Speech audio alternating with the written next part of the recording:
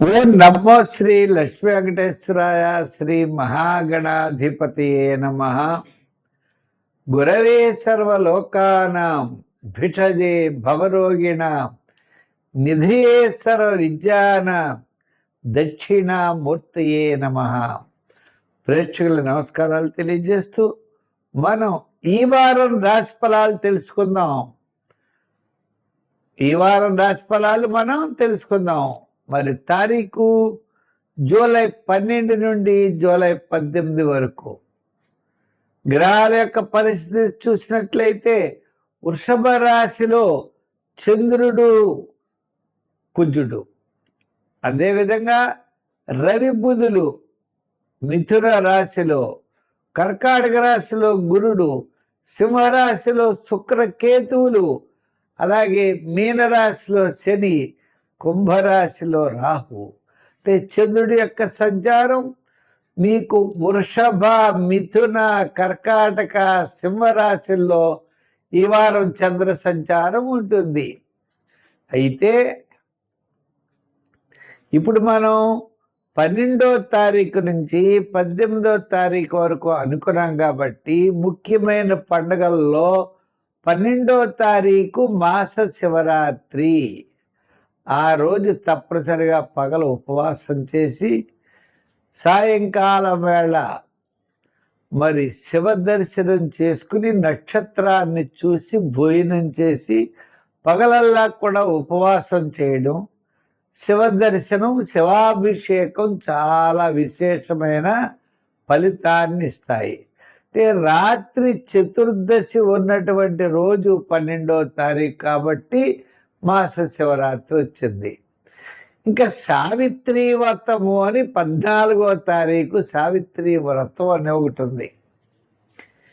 ఈ సావిత్రి వ్రతం మరి వివాహం కానటువంటి స్త్రీలు కూడా ఈ సావిత్రీ దేవిని పూజిస్తూ ఉంటారు. ఇంకా తర్వాత 12 తర్వాత మనకి 14 సావిత్రి వ్రతము, 15వ తారీఖు గురుమూఢమి ప్రారంభం. అంటే గురుడు రవి కలుస్తారన్నమాట. కర్కాటక రాశిలోకి వచ్చేస్తారు, గురుమూఢం ప్రారంభం అవుతుంది. 16వ తారీఖు మరి పూరి జగన్నాథుడి యొక్క రథయాత్ర. అవి చాలా విశేషం. జగన్నాథుడిని మనం సేవించాలి. ఆ జగన్నాథుడు మన యొక్క సమస్తమైనటువంటి సంపదలు ఇవ్వడానికి లక్ష్మీ సమేతుడై ఉంటాడు. అంచేతనే శ్రీమద్ భాగవతం అన్నాం. శ్రీమద్ భాగవతం, లక్ష్మీదేవితో కూడిన భాగవతం, భగవంతుడు ఉండాలి మనకి. ఇప్పుడు తిరుమల వెంకటేశ్వర స్వామి కూడా ఆయన వక్షస్థలం మీద లక్ష్మీదేవి ఉంటుందంటే కౌస్తుభ మణి. ఆ లక్ష్మీ సమేతుడై ఉంటాడు ఆయన. అంచేత అటువంటి ఆయన్ని మనం పూజించాలి. కాబట్టి జగన్నాథుణ్ణి, జగత్తు ప్లస్ నాథ జగన్నాథ, జగత్తుకి నాథుడు అంటే ఆయనే దైవము, అటువంటి వాడు. అదేవిధంగా మరి మనకి 17వ తారీఖున దక్షిణాయనం ప్రారంభం అవుతోందండి. ఇది చాలా ఇంపార్టెంట్ విషయం.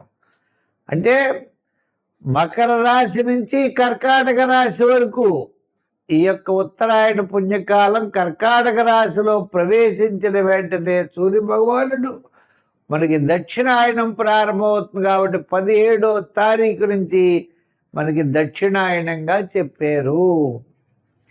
మళ్ళా ధనుర్రాశి, మకర రాశి, సంక్రాంతి వరకు ఈ కాలం అంతా కూడా ధనుర్రాశి మనం దక్షిణాయనంగా చెప్పుకోవాలి. అటువంటి విశేషం కలిగినటువంటి రోజులు. మరి ఈవేళ గ్రహాల యొక్క పరిస్థితిని అనుసరించి మనం రాశి ఫలాలు తెలుసుకుందాం. వృశ్చిక రాశి. ఈ వృశ్చిక రాశి వారికి 7వ స్థానంలో చంద్రుడున్నాడు. 8వ, 9వ స్థానాల్లో ఉన్నారు. అయితే గురుడు భాగ్యస్థానంలో ఉండడం ద్వారా కుటుంబ ఆర్థిక సంతానపరమైన వ్యవహారాలు అనుకూలంగా ఉంటాయి. చేతిలో డబ్బులు ఉండాలని అవసరం లేదు.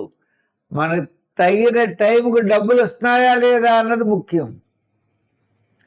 మనం అనుకున్నటువంటి పనికి పూర్తయిందా లేదా, ఆర్థిక ఇబ్బందులు ఉన్నాయా, బంధుమిత్రుల యొక్క సహాయ సహకారాలు అందుతున్నాయా లేదా, పబ్లిక్ రిలేషన్స్ ఎలా ఉన్నాయి అని కొన్ని విషయాలు మనం ఆలోచించాలి.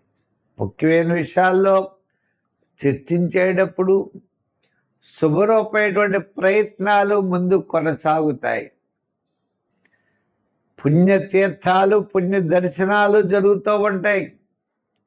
మంచి ఆలోచనలతో ముందుకు పెడతారు. తద్వారా విజయం వైపుకి దూసుకువెళ్ళేటువంటి పరిస్థితులు ఉన్నాయి. విద్యార్థులకు ఉన్నత విద్యా అవకాశాలు లభిస్తాయి. రాజకీయ నాయకులకు కూడా కాస్త ఆహ్వానాలు ఉంటాయి. వృత్తుల వారికి పబ్లిక్ రిలేషన్స్ పెరుగుతాయి. వృత్తిని ఎలా డెవలప్మెంట్ చేసుకోవాలనేటువంటి ఆలోచన నలుగురితో చర్చిస్తారు. తద్వారా మీరు ముందుకు వెళ్ళేటువంటి పరిస్థితులు ఉన్నాయి. వ్యాపారాత్మకంగా ఆర్థికపరమైనటువంటి డెవలప్మెంట్స్ కూడా మీకు కనపడుతున్నాయి. మనం కంగారు పడకూడదు, నిదానంగా ఉండాలి. బంధుమిత్రుల యొక్క సహాయ సహకారాలతో ముందుకు పెడతారు. స్నేహితులు మీకు హెల్ప్ చేస్తారు. తద్వారా మీరు కాస్త ఉన్నతమైనటువంటి పురోభివృద్ధికి ఏదైతే ప్రయత్నాలు ఉన్నాయో ఆ ప్రయత్నాలు సక్సెస్ఫుల్గా ముందుకెళ్ళేటువంటి పరిస్థితులు కనపడుతున్నాయి. అంచేత ఇదివరకు విధానం వేరు, ఇప్పుడు విధానం వేరు. ఇప్పుడు విధానంలో ముందుకు దూసుకెళ్ళేటువంటి పరిస్థితులు ఉన్నాయి. వేగంగా మనం అడుగులు వేయాలి. ఆలోచనలతో ముందుకు వెళ్ళాలి. ఏది మంచి ఏది చెడ్డ అన్నది నిర్ణయించుకోవాలి. సక్సెస్ఫుల్గా మీ యొక్క ప్రయాణం ముందుకు కొనసాగుతుంది. సంఖ్యల్లో 9, రంగుల్లో ఎరుపు ఆరాధనలో తప్పనిసరిగా మీరు అమ్మవారిని ఆరాధించండి. లలితా శాస్త్రం, లక్ష్మీ అష్టోత్తరం ఇటువంటివి చేయండి. ఇంకా నీరెస్ట్ అమ్మవారి టెంపుల్ ఉన్నట్లయితే వెళ్ళి శుక్రవారం నాడు గౌరీదేవి పూజ చేయండి. అంటే పార్వతీ పరమేశ్వరులు ఉన్న శివాలయానికి వెళ్ళి పార్వతీదేవికి కుంకుమ పూజ చేయించండి. అన్నింటా విజయం సాధిస్తారు. ఏదో నిప్పులు బాధలు అంటే అసంతృప్తిగా, లేజీగా, పనులు ఉత్సాహంగా చేయకుండా మనం కాలక్షేపం చేస్తూ ఉంటాం. ఇంచేత గ్రహములన్నీ కూడా స్తబ్దతగా ఉన్నప్పుడు విద్యార్థులు చేద్దాంలే అనుకుంటారు. రాజకీయ నాయకులకు అవకాశాలు ఉండవు. వృత్తుల వారికి కూడా ఈవేళ కాకపోతే రేపు కాదు ఎల్లుండాను అనుకుంటూ ఉంటారు. ఇన్ టైంకి వెళ్ళరు. వ్యాపార పరంగా కూడా అంతంత బద్ధకిష్టులుగానే ఉంటారు.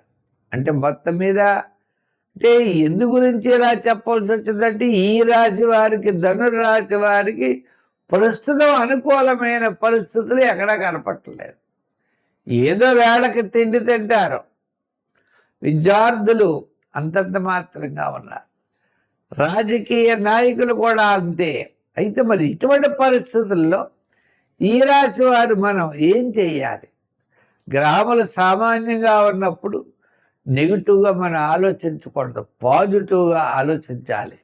నేను చేయగలను అనే విల్ పవర్, ధైర్యం, మానసికమైన ఉత్సాహంతో ముందుకు వెళ్ళాలి. శ్రమ అయితే అవుతుంది. శ్రమలోనే ఆనందాన్ని పొందాలి. శ్రమాన్ని భయపడితే ఎలాగా? శ్రమలోనే ఆనందం. ప్రవాహానికి ఎదురేదాలి, విజయం సాధించాలి. దీనికి నవగ్రహ ప్రదక్షిణ చెయ్యండి, నవగ్రహారాధన చెయ్యండి, శనికి నూనె పొయ్యండి, తైలాభిషేకాలు చెయ్యండి. సంఖ్యల్లో మీరు ఎక్కువగా 3 వాడండి. రంగుల్లో తెలుపు వాడండి. మంచి ఫలితాలు పొందగలరు.